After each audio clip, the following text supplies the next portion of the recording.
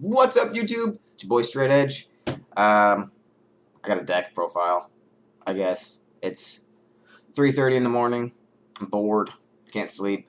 So I'm gonna bring you one of my favorite decks and see if you like it. So like, subscribe, comment, all of their stuff. I know you guys like to comment on that last video I made of that misplay. Sorry, my bad. But this is for the new format. Obviously, there's only one change I had to make in the deck, even then it wasn't that big of a change. So here you go.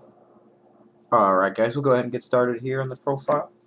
We'll start off with 3 Harpie Channelers. Channeler being possibly the best card in the whole deck.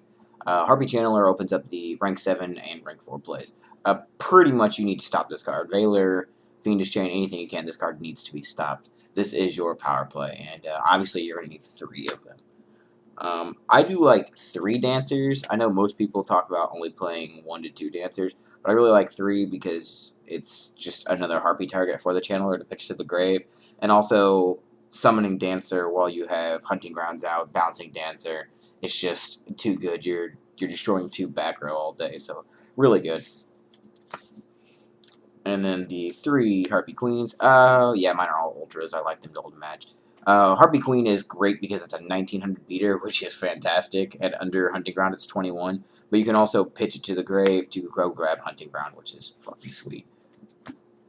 And then the obvious, you need the 3 Harpie Lady ones because they're your Elegant Egotist targets, and you need the 3 Harpie Lady ones.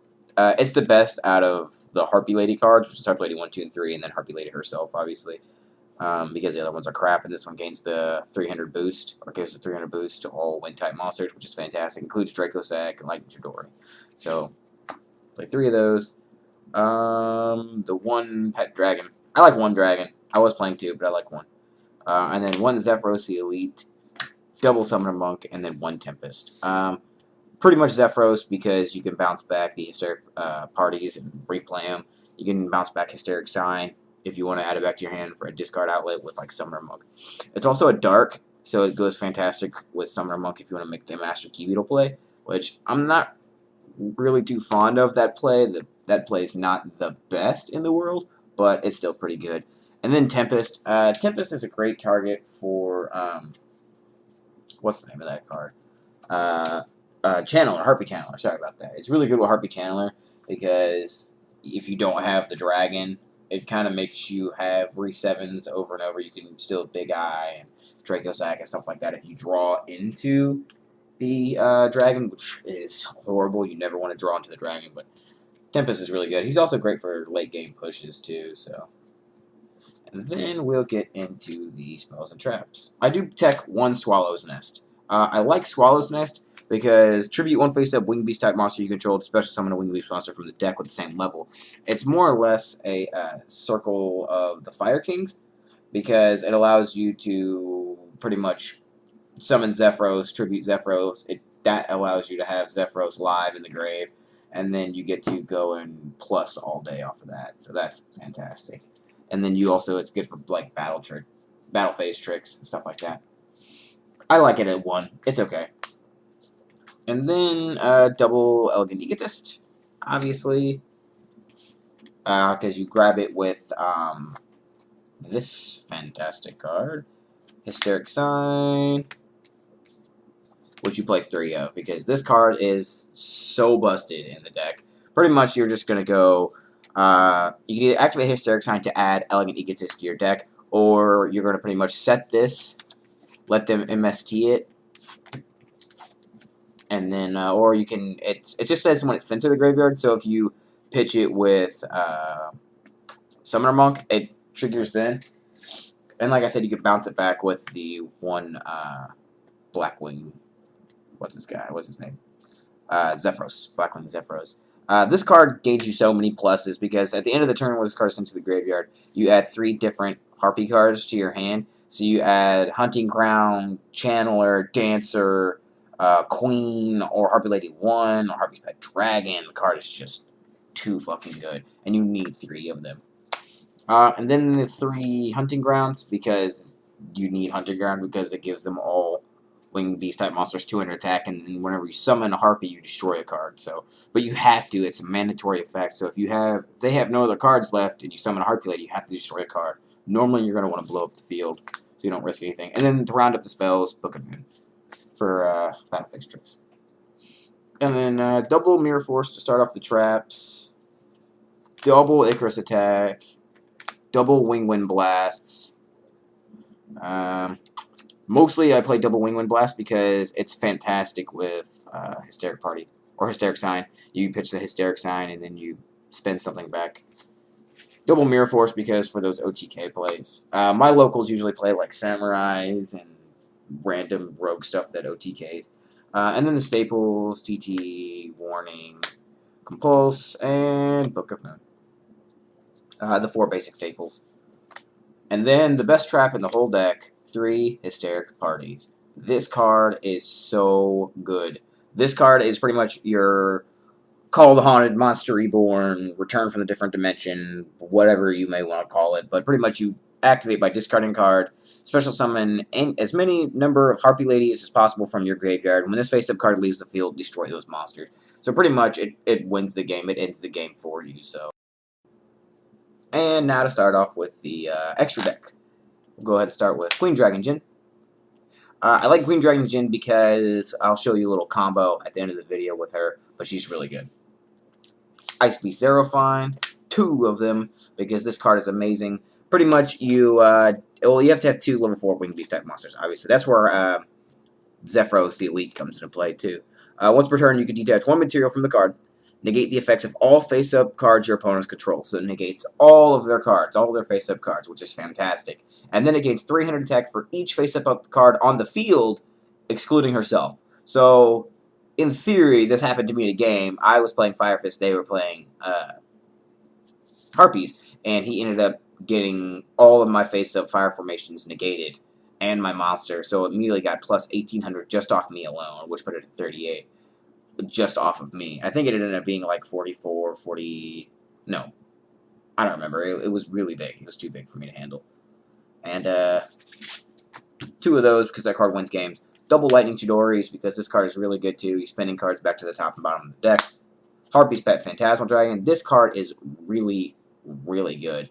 While she has materials, this card cannot be... Any Harpie card cannot be targeted by card effects and cannot be destroyed by battle. And you can attack your opponent directly. At the end of the turn, you can detach a card. So pretty much for 3 turns straight, you're attacking for 2k direct, which is fantastic. You need 3 level 4 wind-type monsters for that. And then I do play the 1 Key Beetle, mostly because Key Beetle, you can go Summoner Monk into Zephyros or Summoner Monk into Summoner Monk, make Key Beetle, and protect your field. So anytime you start playing Harpies, you can, if you run out of targets for it, you can just target the field and it won't be destroyed. So that's pretty good. And it's just Key Beetle. It's really good with like Vanity's Emptiness, things like that. Abyss Dweller, Black Ship, Diamond Dyer, Cowboy, and Maestro for some generic 4s. Diamond Dyer probably being the best because you contribute any of the Wing Beasts. So also there's another really good combo with Diamond Dyer, which I'll show you later as well. And then for the 7s, Master Blades, Big Eye, Dracosec, obviously. So those are those guys. And to show you some of the combos in the deck, like I said, with Queen Dragon Jin and Diamond Dyer, some of the plays that you can make is you go Hysteric Party. Now, Hysteric Party, you can discard a card. It's not really going to matter what you discard at that time, because usually with this combo, you're going to go off and it's going to be late game most of the time. Now, the 5 you're going to want to go for is usually going to be any 5 as long as you have a Channeler. Channeler being the important one, okay? You need a Channeler, and you need a dragon, Harpie's Pet Dragon, in your grave. Or Tempest. Tempest or Harpie Pet Dragon, either one will work as long as you have a dragon in your grave. So we're just going to set these guys off to the side. So after you activate your Hysteric Party, pitching a card, it's not going to matter what it is. You're going to overlay the 2. 2 of them, it doesn't matter as long as it's not Channeler. You want to keep Channeler left out. So you're going to go for Queen Dragon Jin at this point, okay? Queen Dragon Jin, you're going to then detach 4 Harpie's Pet Dragon. You still have 5. Boom. Then you're going to overlay these two for the Dracossack. Then you're going to overlay these two. For anything really at this point, it's not really going to matter. I mean, for situation, you can go Dweller for playing against water, Key Beetle to keep the Jin alive, or to keep the Dracossack alive, which is not going to matter with Dracossack. Chidori for obvious reasons. Move these over. Or even Ice Beast. Usually is what I like to go into is Ice Beast. And then you can detach a material from Dracossack for 2 Dracossack tokens. So pretty much your ending result is going to be an Ice Beast, a Dracossack, Queen Dragon Jin, and then 2 tokens. I know my camera's kind of sucks, but off of 1 Hysteria Party and 5 monsters in your grave. Which usually late game, it's not really going to be that hard to do that. Like I said earlier with the Diamond Dire, pretty much instead of going into Ice Beast, you could go into your 5 Harpie cards. Just like this, your 5 Harpies. Overlay the 2. Make Diamond Dire Wolf. And then slowly just start popping off their stuff. And then you could overlay these 2 for a nice beast, if need be. You know, it's really, really good. And then, or you could just keep them out and then slowly just start popping off their stuff as the rounds go around and around and around and around. But that's pretty much it. The combos are pretty basic. The deck makes rank 7s all day. I mean, the turn 1 Dracossack is really nice, which people don't really know for. Like I said, the deck is really consistent. It doesn't really have any consistency issues. You can still play cards like Vanity's Emptiness, which I really wouldn't do because the deck special summons a lot. You can still main deck the Iron Wall. You can main deck things like Goes and Match if you really want to, because you can still go into Dracossack and the other ones. What are the other ones? With Goes and Match, like Lightning Chidori, and then Phantasmal Dragon as well. So if you really wanted to, you can main deck Goes and Match, but it kind of leaves your Exceeds down to these 3. But I mean, that's up to you. You can max out on Chidori's or max out on Phantasmal Dragons if you really want. It doesn't really matter.